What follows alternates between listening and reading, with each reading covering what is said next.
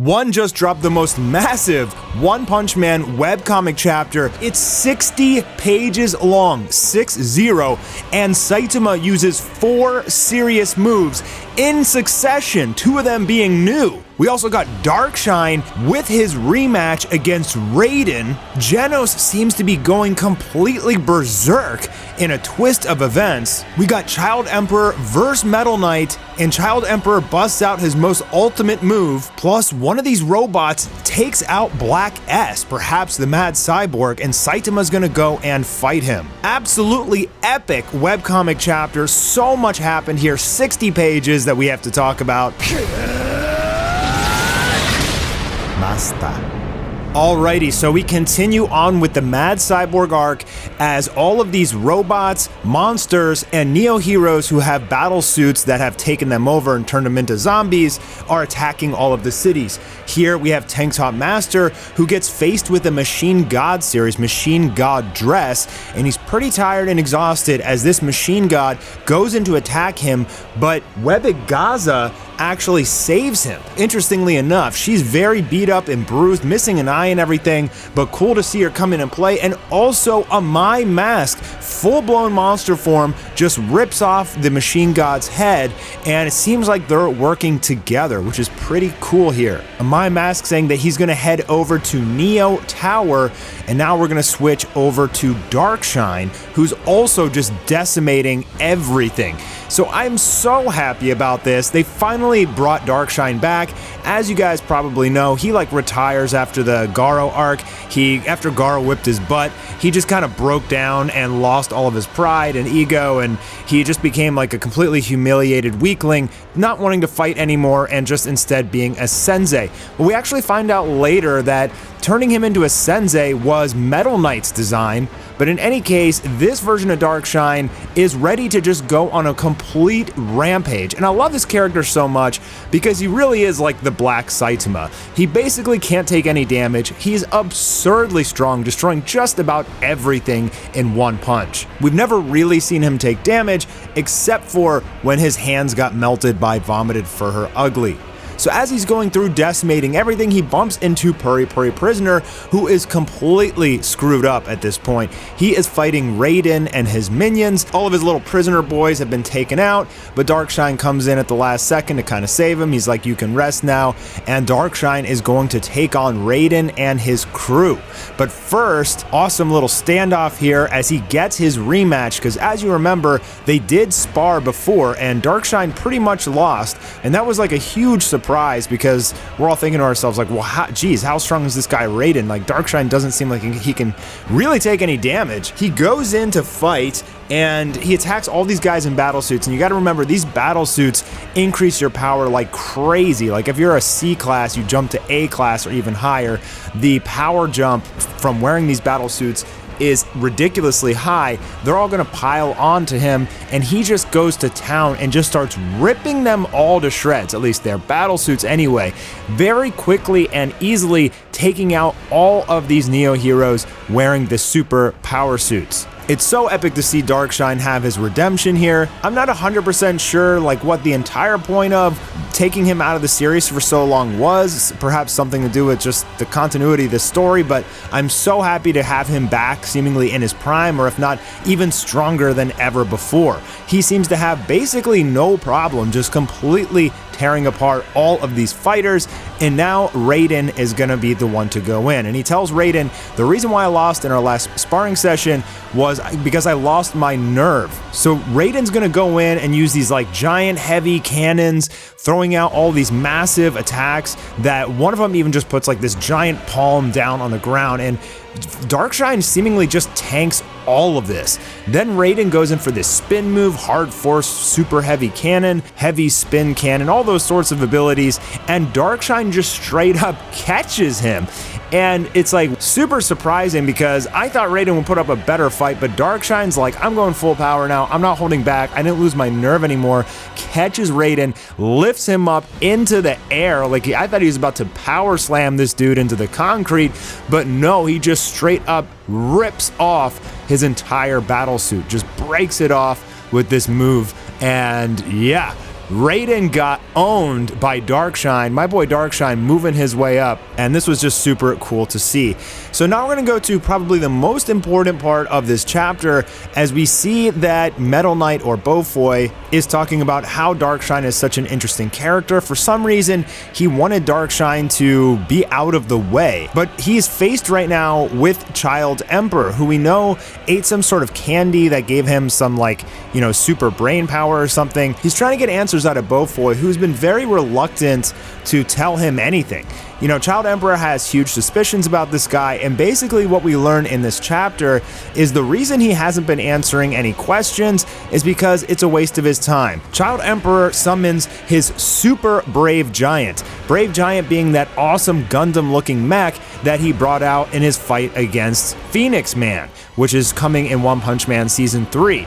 So he has like this giant version of it out into space like a satellite, and it just comes down, flies down to Earth, and this thing is like bigger than a mountain. And Child Emperor is threatening Beaufoy, who summons his metal series, like all of his best metals robot soldiers. They all release from his compound and fly to meet the super brave giant. I gotta say, one's art is actually pretty cool in this chapter. Like, he definitely puts in the time to make his things detailed. Yes, it's not Murata, but he's seemingly improving as time progresses. So we got Metal Rook, Metal Bishop, Metal Knight, of course, that's his main one, Metal Queen and Metal King, which are two new ones, and they're about to do battle with the single super brave giant. And now we get to see like the two humans with robots. I mean, it's pretty they're going to be battling against each other, and it's pretty interesting because Child Emperor is essentially like the younger version of Beaufoy. Just seemingly Child Emperor is more honorable and valiant, where Beaufoy, we think he may be the Mad Cyborg, or may have created the Mad Cyborg, or may have some evil intentions. But I think we're basically finding out here in this chapter that Beaufoy does not have evil intentions. The reason he doesn't answer anyone and he just does his own thing is because it's just simply more productive. If you take time out of your day to explain to everybody what you're doing every step along the way, you can't get anything done. And to be honest, that's an interesting little theme that one put here in this story, because I mean, it's so applicable to real life. It's something that's been on my mind a lot personally. It's just like, I don't want to explain things to people constantly. It just takes so much time. Most of the time people disagree with you or don't listen. It's just like, if you want to accomplish something in this world, just do it. Don't even say anything to anyone. Don't explain anything. Just go full speed and do it yourself. So basically, Beaufoy tells Child Emperor, look, if your Brave Giant can beat all of my Metal Knights, then I'll tell you what's going on. I'll answer your questions. And so they're just gonna like sit back and watch this robot fight. Two heroes with superpowered robots flying around battling each other. Basically like a Gundam fight going on right now. And this would be really cool to see animated. And I mean, you guys are gonna have to wait till like season 6 or something at this point. But it actually seems like Beaufoy has the upper hand. For whatever reason, the super brave giant doesn't really seem to do much. It's basically just a giant punching bag, and Beaufoy even comments that, you know, it's just too big and sluggish, which is kind of a shame because the brave giant that Child Emperor used against Phoenix Man had tons of crazy abilities, and it was super cool. So this is peculiar. I'm not really sure why. He says it's the ultimate weapon built to use against the Monster Association. So, you know, I guess it really wasn't designed to fight against 5 versus 1 robots. It was more so to go against like giant monsters and the such, which it probably would have done a lot better against. But in any case, his Brave Giant is losing, and Beaufoy's like kind of talking some crap like, don't you have any other trump cards? Like, this seems like a waste of time. This is boring. And Child Emperor just starts crying. Like, I guess he kind of realized he's outmatched here. And so in any case, Beaufoy's like, fine, I'll answer your questions because I'm just straight up bored. The first time my weapon data was stolen was several years ago, and since then there's been traces of multiple internal leaks from the Hero Association. And he says that there's like this mastermind or masterminds, and he's on their tail. He's about to basically find out like who is this traitor. He also feels like they're spies mixed in the Hero Association, so he's not going to tell his plans. He's not going to explain himself or what he's doing. He's just going to kind of keep his mouth shut, do his own thing, and protect the heroes with the technology that he can, because he kind of sees them as like helpless babies in a sense. As he says, if I don't protect them, they'll get crushed in no time.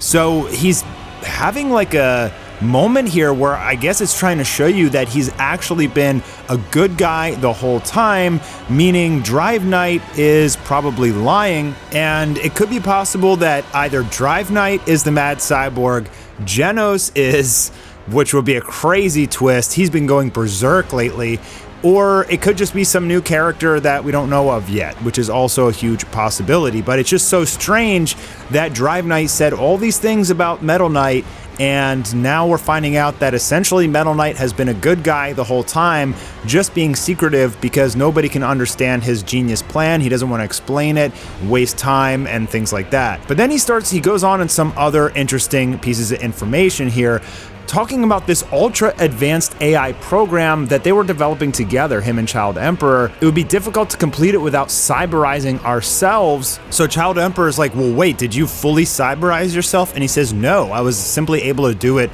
with effort alone. Now, we don't know what this super advanced ultra AI program is. Perhaps Boros or something like that. Like maybe we did see Boros was in this like regeneration chamber, but in any case, he says that all these machine gods that we've seen throughout the series are not Metal Knight or Beaufoy. In fact, it's whoever this spy is or these masterminds that stole his technology, and they created the Machine God series, which we've seen all throughout the One Punch Man series. So those are not Metal Knights. They are the quote-unquote organizations, or it could be that like someone in the Hero Association is actually the mad cyborg, but they look human or something like that. We don't really know yet. He also talks about here how the human brain is essentially more creative and more powerful than AI. Child Emperor thinks an AI that powerful a human wouldn't be able to control, and Beaufoy is saying that the human brain's creative power comes from their suffering and their experiences, and that's what gives them this unique perspective and creative power. Which is interesting because obviously One and Murata are like following closely on the whole AI train, and that's one of the biggest arguments in AI now is like, will it ever be able to create like a human can create? A lot of people say no, it's impossible, but yeah, that's a pretty big debate. And then he says something really interesting here. That completed AI may have become something extremely close to a human, but he has a different ceiling than humans. He will suffer. That man, he's been after my brain since long ago. So who is that man? Is it the mad cyborg? Is it Drive Knight? Is it some hidden spy in the Hero Association we haven't learned of yet? But most interestingly, that last line, he's been after my brain, and then it switches to Genos, of all people, who is on this murderous rampage right now, flying through the city, destroying everything, and he just straight up flies directly through the giant brave knight, as if he is the strongest robot of them all. Cool picture here from One, by the way. But this is basically the last, like, I don't know, 5 to 10 chapters. Genos has just been flying through, destroying all these facilities, robots, monsters, flying super speed, just like kill, and taking out everything. So now we're going to go over to Suiko, who is trying to protect the Hero Association as it is getting invaded by millions of robots, and Saitama shows up, and he is going to use 4 serious moves in succession. Serious side hops, we've seen that one a bunch of times, but it's still cool here. He just kind of replicates himself a bunch. You see all these machine bodies just flying everywhere, and then he does serious spins. So I believe that's a new one. I guess he just spins around like a tornado, and if there's a bunch of lightweight enemies around, they just get flung around everywhere. I'm assuming Saitama could easily do that. And then the second serious table flip. So this was really pleasant to see. He brought serious table flip back. This is only the second time he's ever used it in the series. And then he finishes it off with serious whack-a-mole. So my goodness, he just went completely crazy on this army of robots. A quad serious move combo. and he just kind of walks through them, dust and smoke and robot parts flying off. This is just super cool. And then Rover's standing there. Now Rover wants Saitama to go see something, so he bites onto his cape, and he's like, okay, well, what's that way? He follows him over. We see Music Forte. He looks dead. I mean, he is so wrecked here. Suiko jumps out and starts punching and kicking Saitama because she's on her last limb. She didn't realize that he wasn't a robot. He just kind of brushes it off, and he says, you guys are amazing. Leave the rest up to me. But then we're going to see Black S, who says there's a crazy strong robot just among all the other ones, some absurdly strong guy disguised among them. Be careful. And Saitama says, got it, I'll smash them all. So is that the Mad Cyborg? Is it Drive Knight? Is it just a machine god? Whatever it is, it beat Black S, who is one of the strongest characters in the series. So he's got to be really, really strong. And I kind of don't feel like Saitama will just take out the Mad Cyborg here. So I'm very curious to know who this super strong guy is. But now we're gonna jump back over to Beaufoy and Child Emperor, and we see Genos, and Genos has just pierced through Beaufoy and has a laser powered up to blow his head off. And this is after Beaufoy just said, I haven't cyberized, I'm still human. And Genos just straight up killed him. So is Genos after his brain? Is he just being played by Drive Knight? What is going on here with Genos? Did he overreact? Is he gonna become evil? Like maybe get some final upgrade with the AI and become super powerful, and then Saitama would have to fight Genos? I don't think so. I hope not. I feel more so like Genos just let his emotions get the best of him, and he went in for the kill without like even thinking about it or listening to Child Emperor or asking questions to Beaufoy, which is against his nature. You know, it's kind of interesting that like he didn't even stop to ask any questions. He just straight up pierced through Beaufoy, and he's just like, I'll eliminate you. Doesn't even want to know anything. Doesn't need any answers to any questions. I'm just gonna eliminate you. So man, what a chapter. So many twists and turns here.